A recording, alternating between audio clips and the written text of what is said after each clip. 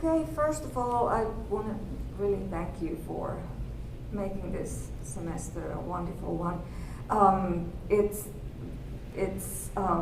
always the students who make the semester a good semester, and we have been working in unique circumstances this semester, and yet you have made it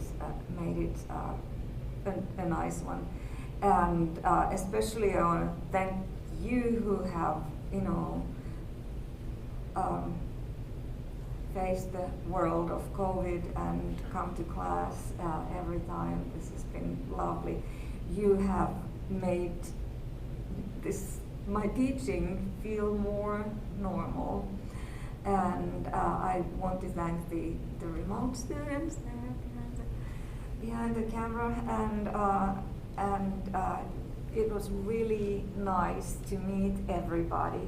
Everybody took the Old English reading test, and I saw you all without your face masks, and I met some for the first time over Zoom, some of the students who have been taking this class remotely. So it was quite rewarding.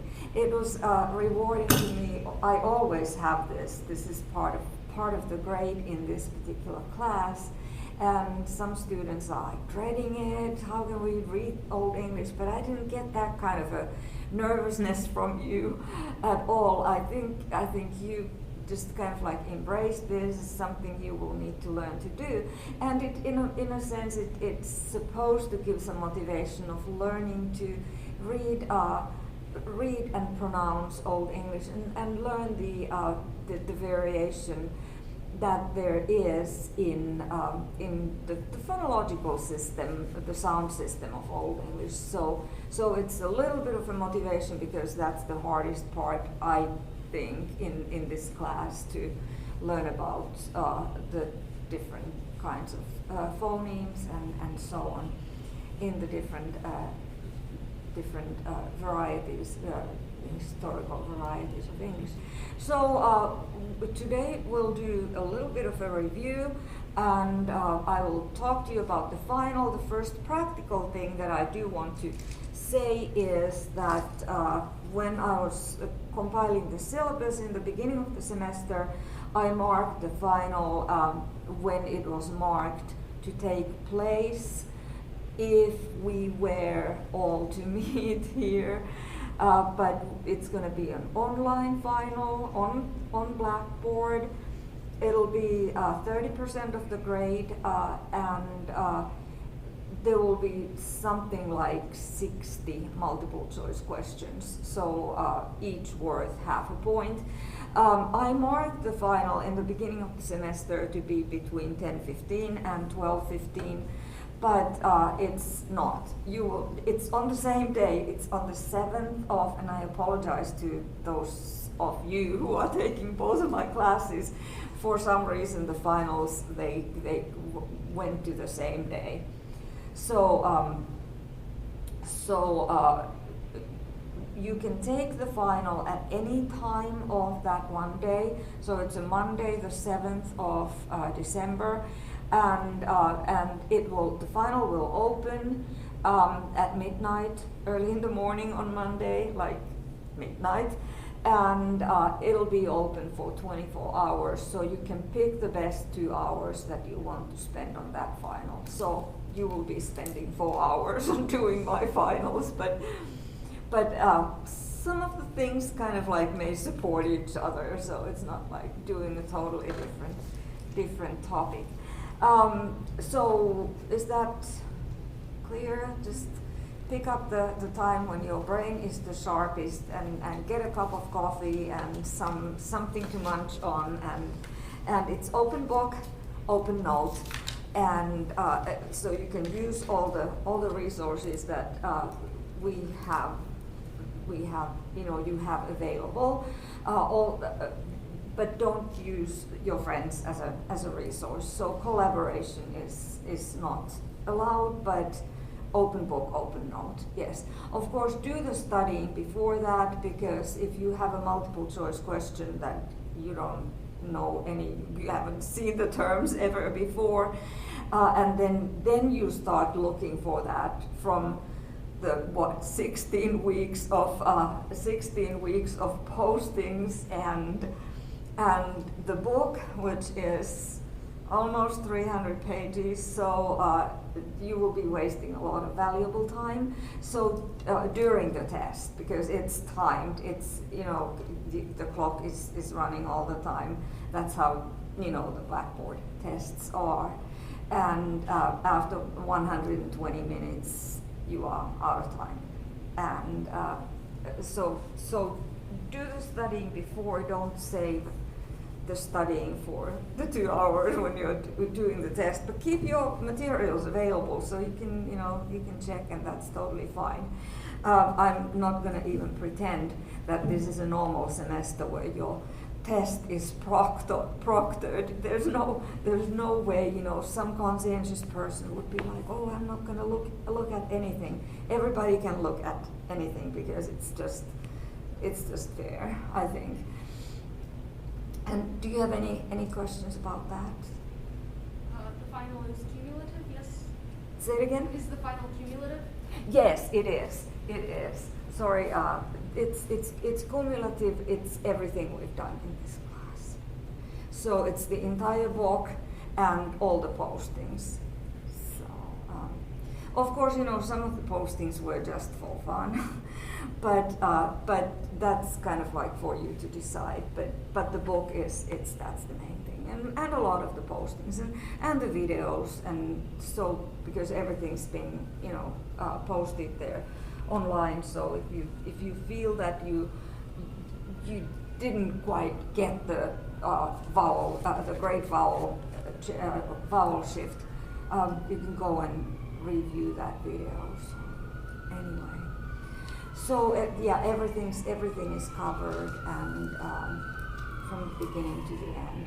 But it's only 60 multiple choice questions, and the multiple choice questions are pretty good because if you know how they are built. In my multiple choice questions are usually you kind of have to think also, so it's not just like and you have to do it meticulously and pay attention, because you're looking for the best possible answer, not just the right answer. There might be a right answer, but if it's then none of the above or all of the above or A and B, so you have to still read all the options and eliminate the ones that are obviously wrong, and then decide between, is this the better answer or that one.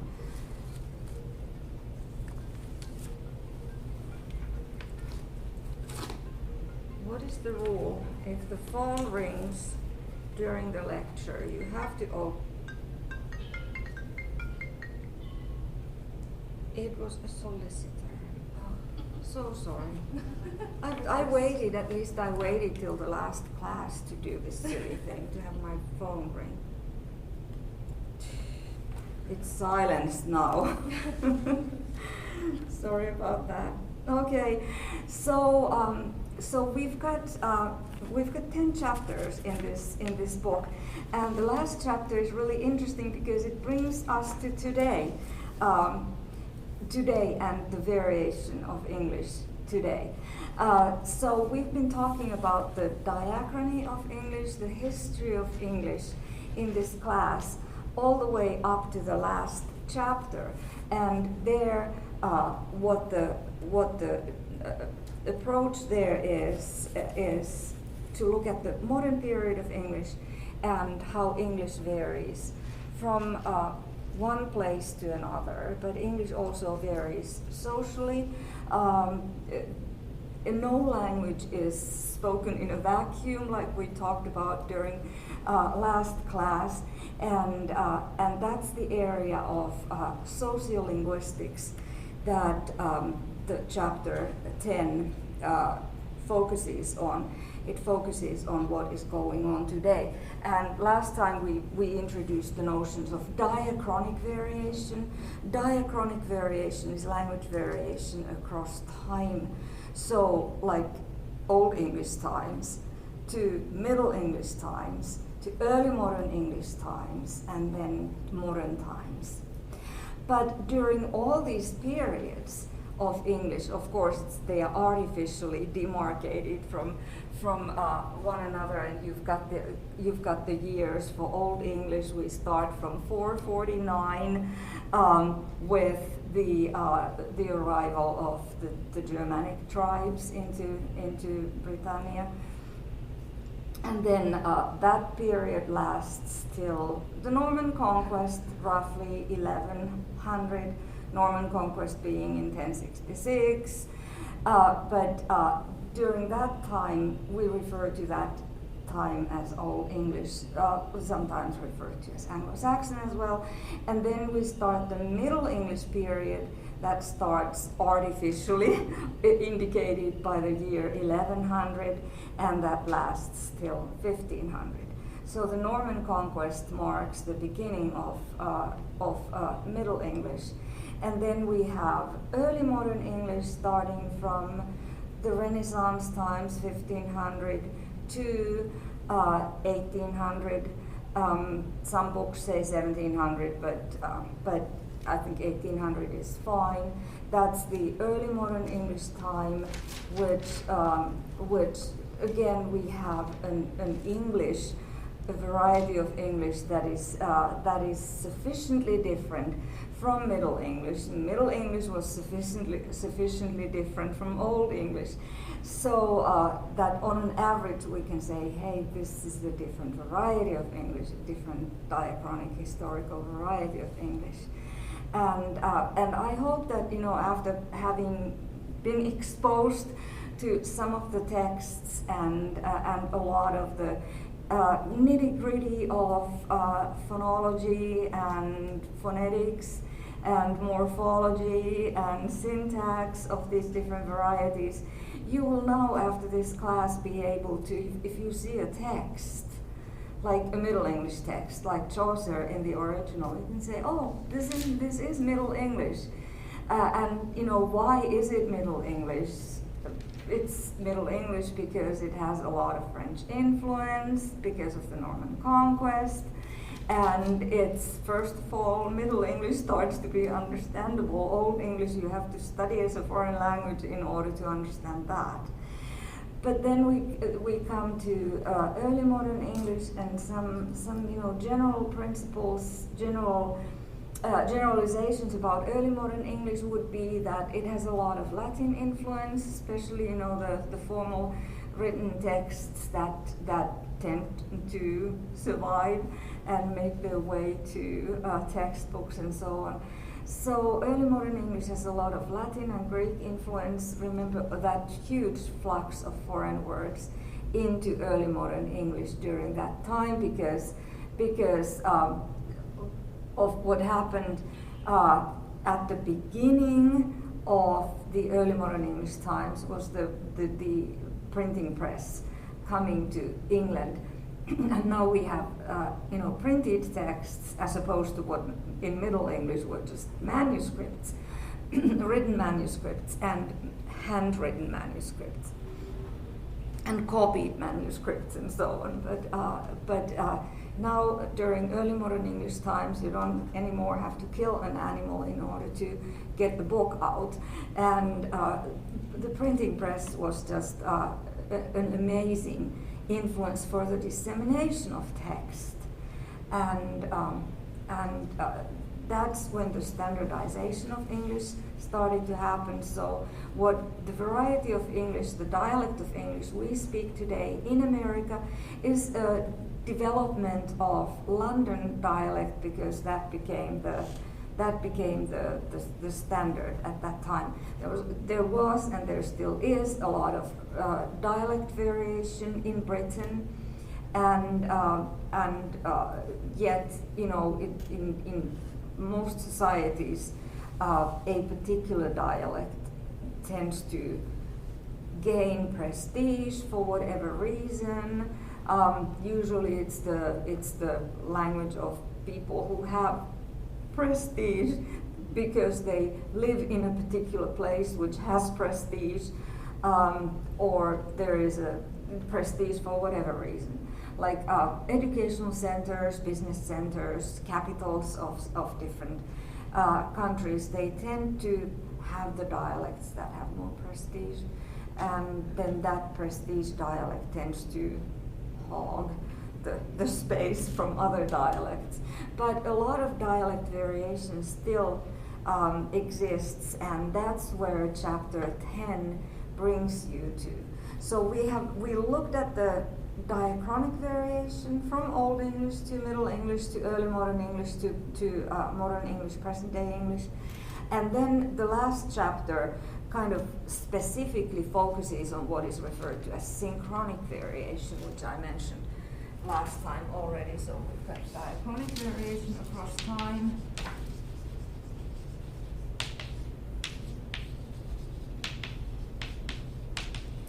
And of course, with any particular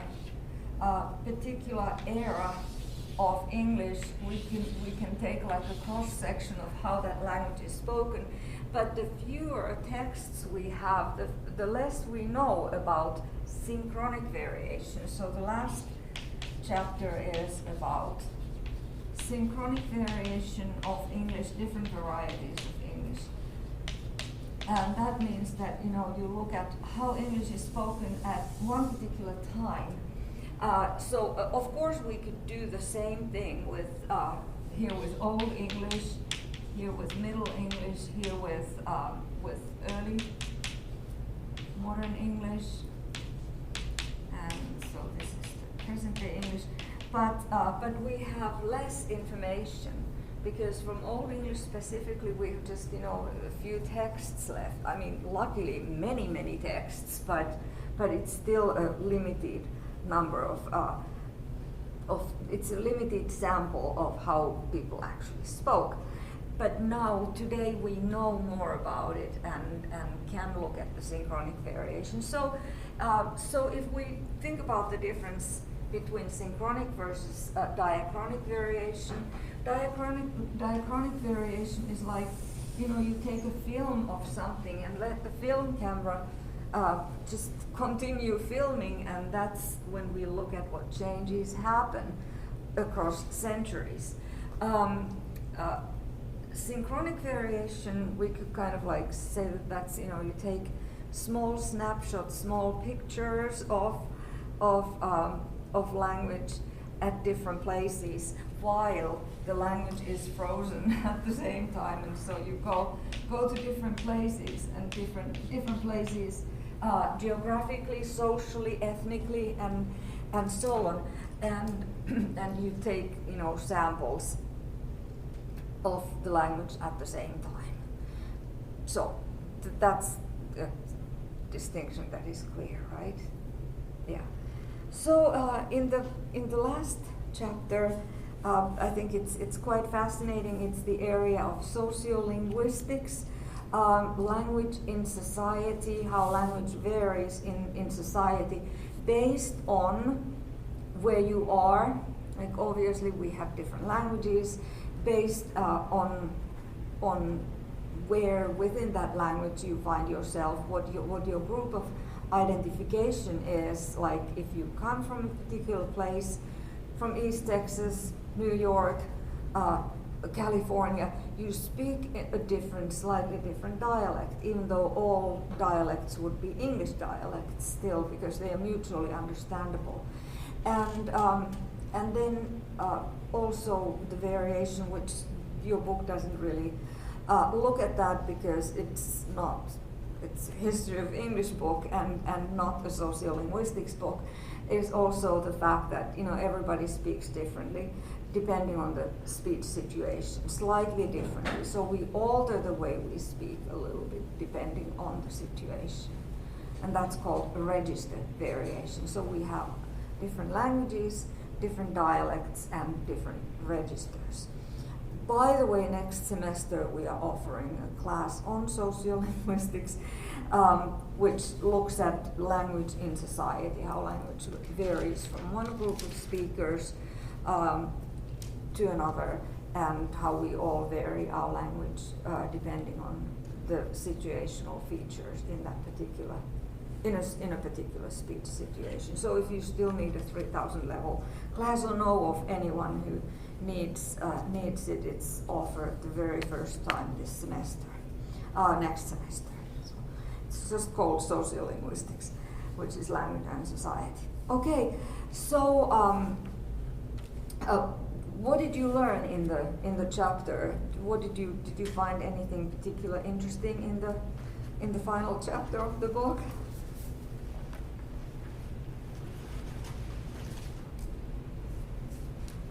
They summarize some, of course, a task of putting just in a couple 20, 30 pages an entire variation of present-day English, synchronic variation of present-day English. It's a daunting task. So what they've done, they've taken some examples, and there are a couple of notions that I want to lift up from that text, and that's pigeons and creoles. I'll talk a little bit about what those are. When we talk about language change, which this class is all about, there is a very common, I would say almost a universal catalyst for language change, and that's language contact. When two or more different languages come into contact with each other, it means that two or more speakers of those languages come into contact with each other. And language will reflect the fact that these people have come into contact, these speakers of different varieties of totally different languages or different varieties of the same language. They have come into contact, and those speakers of two different varieties, two different languages, they affect each other's languages. Language is not immune to language contact, almost never. Sometimes we have situations, and your book refers to that situation as a diglossic situation. Diglossia is like basically two speeches, two languages. Diglossic situations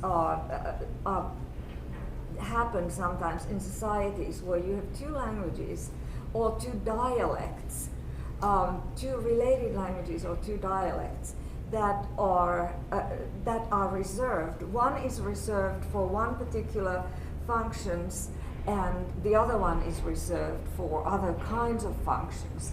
And your textbook makes a good point that that's never a completely separate, two separate situations, because some features of one language may be used in certain, like you pick up features, and it may be more of a continuum.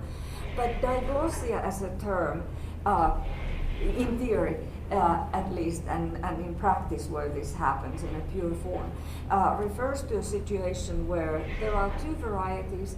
One is used, for instance, for all formal situations, and the other one is used predictably for informal situations. They give examples of, like, for instance, Arabic, standard Arabic, which is used for broadcasting. It's used for all the formal situations, and then you have different kinds of non-standard Arabic, like Tunisian, Moroccan, Egyptian Arabic, different kinds of Arabic dialects or languages, depending on how you define it. And those are used, for instance, when people just informally mingle with each other or go to the marketplace, for instance, then you predictably find the other variety there. And so these are, in diagnostic situations, people refer to the H variety and the L variety, H being the high variety and L being the low variety.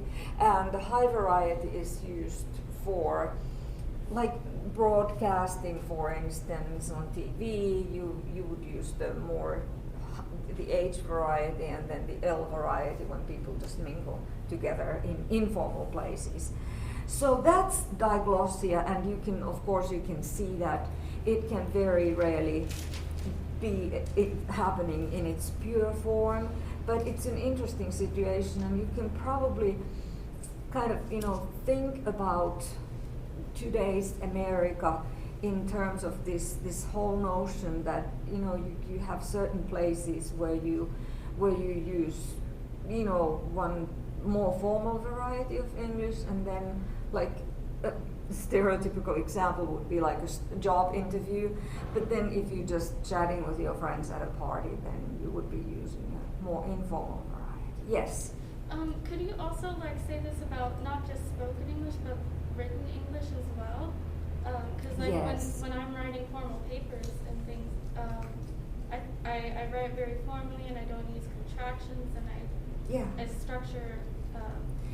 Yeah, that's a good point, because those are usually referred to as two different modes of communication, the written mode of communication.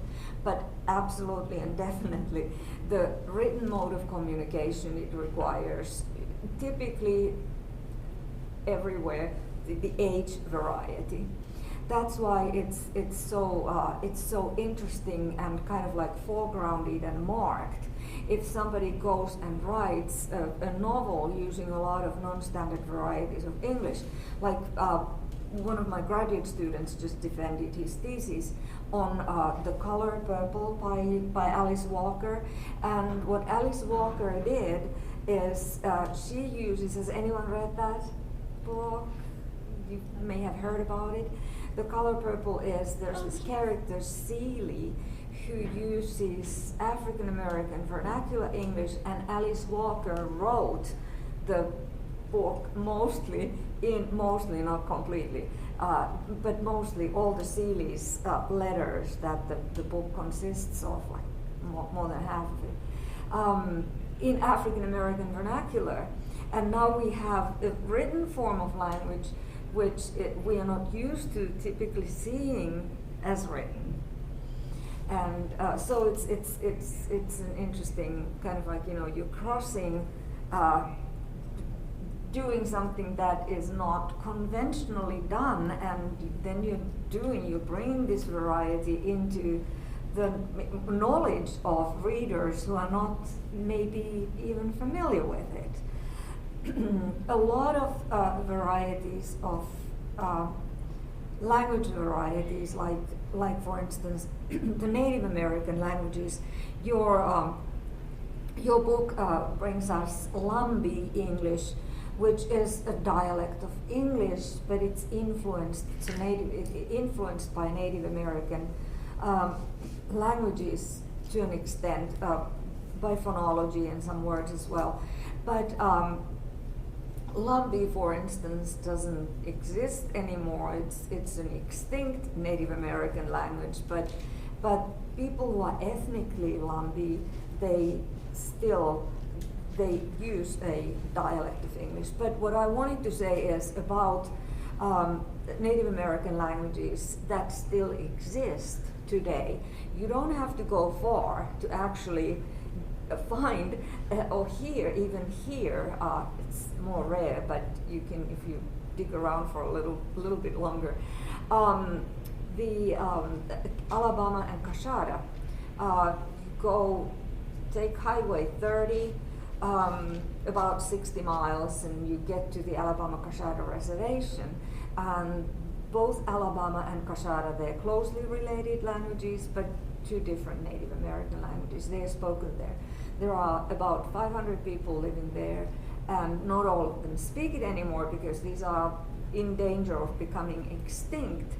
But some older people still know the languages, and they're trying to pass them to the younger people, but it's a difficult thing. In the same way as immigrant languages, they tend to disappear by the third generation. So the first generation of immigrants, they obviously speak their own languages as the home language. Then the second generation becomes bilingual in English, and very often still uses or knows to a large extent their parents' language, but then they have children and they tend to become monolingual English speakers. So it's an uphill battle if you want to keep up either a native language, Native American language, or native languages, indigenous languages, or when there's a power language like taking over like English here, or immigrant languages. So you really need to work hard in order to keep those going. And yeah.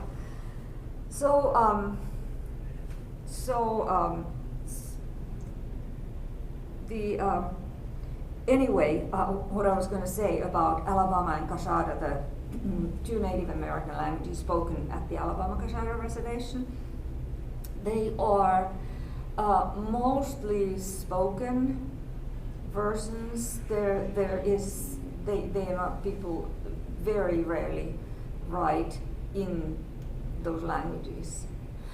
There is a dictionary for both and a grammar, but they're not like regularly written in. So that is one of the you mentioned the mode of communication, written versus spoken, and we have languages, let alone dialects, that people almost never speak in. I mean, never. They speak in, but they don't write in those dialects. So the mode of communication, of course, the written mode, it tends to require the more formal varieties of language, and that's why people take freshman composition in college, because they need to learn to write academically according to the conventions and expectations. So anything else that you noticed in that last chapter that would be worth discussing? Talk about gender and language. What is that? Gender? Yes, Gender? yes, fascinating. Yes.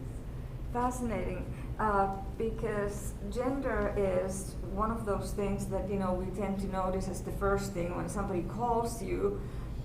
Oh, it was a woman or it was a man, and even though we can say that the gender is not a binary thing, there are different variations. There is a continuum, but we still recognize a person, and then someone who is either consciously or subconsciously not willing to be assigned either to the female category or to the male category, they can use language in order to situate themselves, their identities, somewhere on that continuum. So you can pick up some female features, some male features, depending on. It's because we signal our identities through language, in the same way as we signal our identities in what kinds of clothes we wear.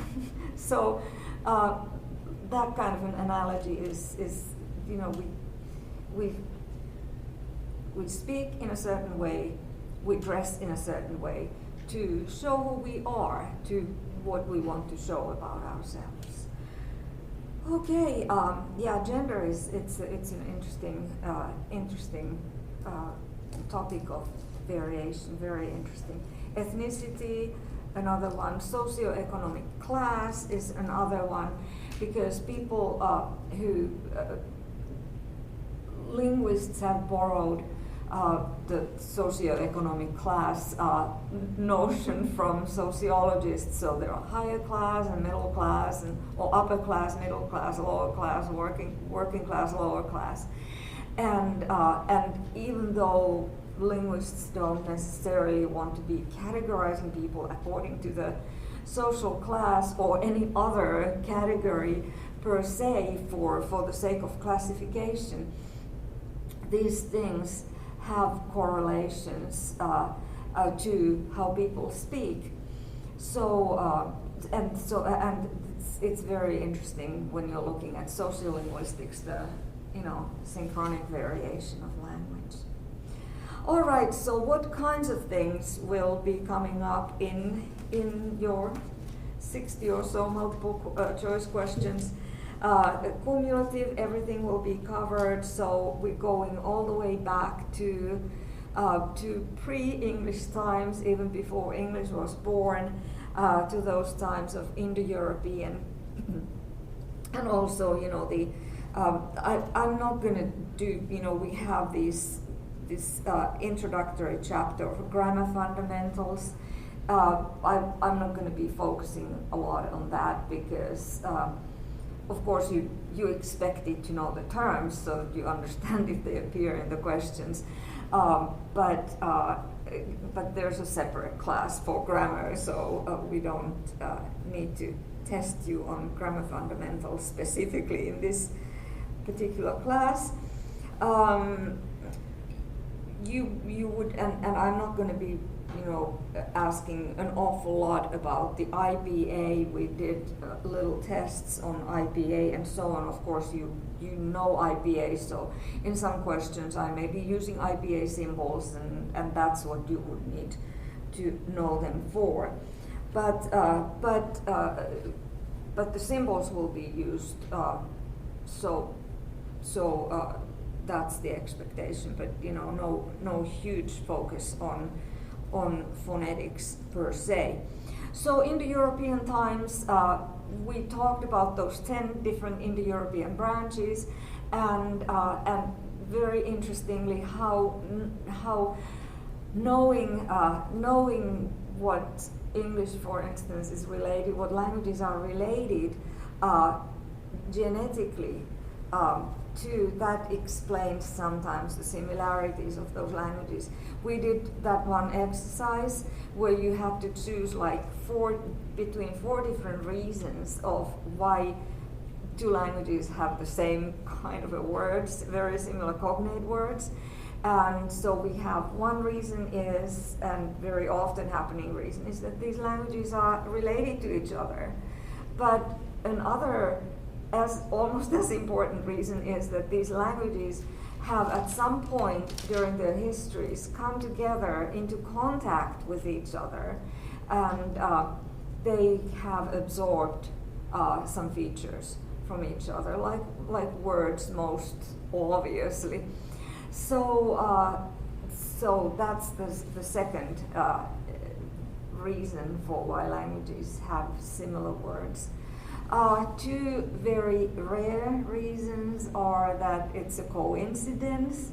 The shorter the word, the fewer sounds in a word, the more likely a coincidence would be a reason. But that's very rare. A rare explanation. Another very rare explanation is language universals. But the best example probably is that many languages have these baby words for family members like mama, nana, papa, dada, and that's because babies like to close the mouth and open it, close and open. So mama, papa, and there are some languages where, for instance, father is called mama. It's just because it's baby language, and it's adults who assign them the meanings to the consonant vowel combination. So that's a very, very rare explanation for language universals. And then when we talk about adult words like mother, father, brother, sister, that's not language universals. It's if languages share like brother and frère and similar kinds of words, very often it's because of genetic familiarity that languages belong to the same family. So when we talked about Indo-European, you were introduced to the language family trees, and I gave you a lot of different kinds of examples of family trees, and it's interesting to know that English is related to a whole bunch of languages, both in Indian, that's why Indo, and European languages, that's why European. So English is either more closely or more remotely related to those. English is a West Germanic Indo-European language, and that covers a lot of ground. The West Germanic, other West Germanic languages are like German and Dutch and so on. And then a little bit more remotely related to North Germanic languages and East Germanic, which are all extinct, but North Germanic, like Scandinavian languages. And then other language families as well. So language contact, if we go back to that notion, very often leads to some kind of language change when two languages come into contact, even though they are not related. They may influence each other. So we take words from languages that are not related to our languages.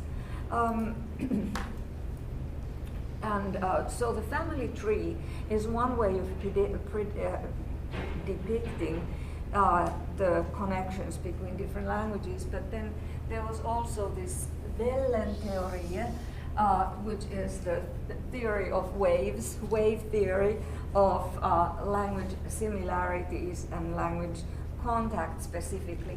It was another way of depicting language contact. So here we have like English speakers, and here you have Dutch speakers, and here you might have German speakers, and it's like it refers to this like waves of innovation, that languages come to contact with each other, and even though they are not necessarily related languages, they influence each other, and that means that the closer you are, like for instance geographically or socially, to another language, then these waves of innovation start happening. So it's like a drop, a pebble being dropped into water, and these waves are created. So it's kind of like a metaphor for this kind of a situation.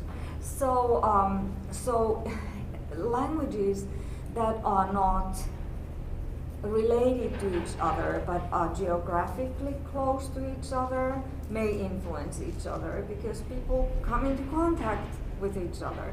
So sometimes it may be phonological features that are adopted from the other language. I'll give an example from my native country, Finland, where it's a bilingual country. The majority of speakers are Finnish speakers, but there is a population of about 5-6% who are Finland Swedes, so their first language is Swedish. And Finland Swedish is different from Sweden Swedish, which is referred to as Rikssvenska. They are phonologically quite different because the variety of Swedish that is spoken in Finland has been influenced by the Finnish speech pattern. If you've ever heard somebody speak Sweden Swedish, it's very like sing-songy. It even has tones, and the intonation patterns are totally different from Finland Swedish, which is sounds like Finnish. So if you've been listening to my accent, my intonation patterns for the whole semester, so it's kind of, monotonous sometimes.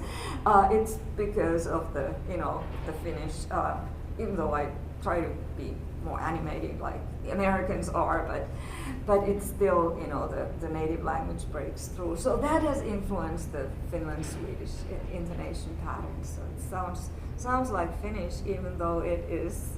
And again, the reason why I gave that example is that Swedish and Finnish are not related to each other, because Finnish is not an Indo-European language, even like Swedish is. So more about language contact. Let's talk about pigeons. Pigeons are varieties of various languages. Mostly when we talk about pigeons, they are based on languages that you do trade in, and it's best to think about, when we talk about pigeons, it's best to probably think about the colonial times, when people from England, from Holland, from Portugal went to different parts of the world to do trade, for instance. And when you go to a place and start speaking with the populations in a faraway place who don't share your language, then usually the trade language is that European-based language. So we have pigeons that are English-based, Dutch-based, Portuguese, Spanish-based, all over the world. We have had those, and still, every time, if you think about a situation where you go somewhere to a different part of the world, when we hopefully can travel again, and you don't know the language there, if you haven't studied Italian, you go to Italy, and you will be trying to speak Italian, but it's going to be very basic and stripped of a lot of the grammar. So you can put maybe words together and get your meal purchased, but it's a simplified variety of Italian. Okay, and then the Italian waiter is perhaps trying to speak English with you, so he's doing the same thing, speaking simplified language. So pigeons are contact languages when you need to get some business done, and we humans can do it. They're very resourceful, but language changes quite a bit. It becomes very simplified. So pigeons are simplified contact languages. Now, what happens when a pigeon becomes somebody's native language? Now, pigeons never have native speakers, but when a pigeon becomes the children's first language, then this miracle kind of happens. The language starts to create more forms. The grammar starts to expand, because for pigeons the grammars are very simplified, and then they develop into Creole. So pigeons have no native speakers.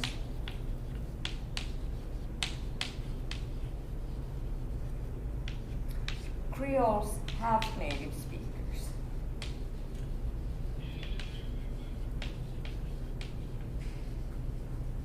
So, you may have heard of and also read about like Jamaican Creole, which is English-based, Haitian Creole, which is French-based. They have native speakers, and they are more complex languages grammatically than the pigeons from which they developed like a long time ago.